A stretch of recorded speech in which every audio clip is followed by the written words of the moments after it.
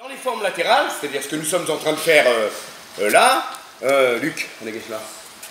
Dans les formes latérales, quand vous êtes positionné ici, voilà, le partenaire est là. Je passe au-dessus, je suis ici. Pour les formes homotées, mon pied et mon bras sont devant. Il appuie un peu, c'est normal, il se protège.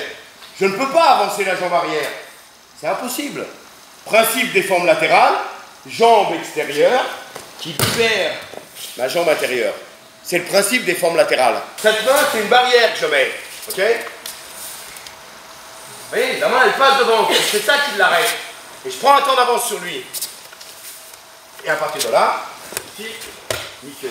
Ce matin, on a fait vraiment du Quiron, c'est-à-dire du travail de base, qui est essentiel pour moi, qui est fondamental, parce que si on n'a pas un bon quillon, on n'aura pas un bon au hasard, on n'aura pas de bonnes applications, on n'aura pas de bonnes attitudes, on n'aura pas de la précision.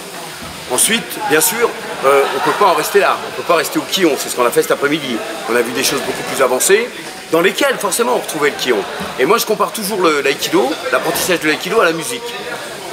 En musique, il y a du solfège. Le solfège, c'est la base de la musique.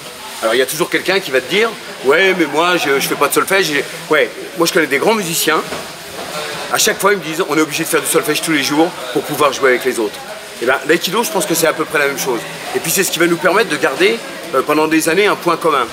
Nous allons organiser avec la Ligue, en partenariat avec la Ligue Île-de-France, on va organiser un stage avec 4 8e dan. Ça n'a jamais été fait, en France, en Europe même, et dans le monde, je ne sais même pas si ça a déjà été fait. Donc, ça va être un événement. Je pense qu'il faut absolument que vous veniez pour voir ça. Vous verrez chaque jour, le samedi et le dimanche, vous aurez la possibilité de voir les 4.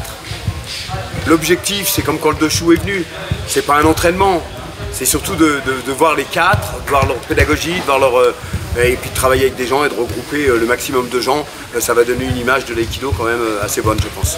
Là, quand il va y avoir l'événement avec les 4, ils ont une pédagogie différente, ils ont une technique différente, et pourtant, ils ont exactement la même base.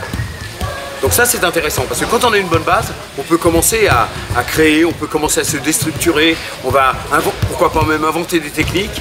Et quand on a les bases, alors on peut commencer à passer à autre chose et voir autre chose de plus agréable peut-être, un petit peu plus, pas avancé, mais un petit peu plus libre parce que déstructuré.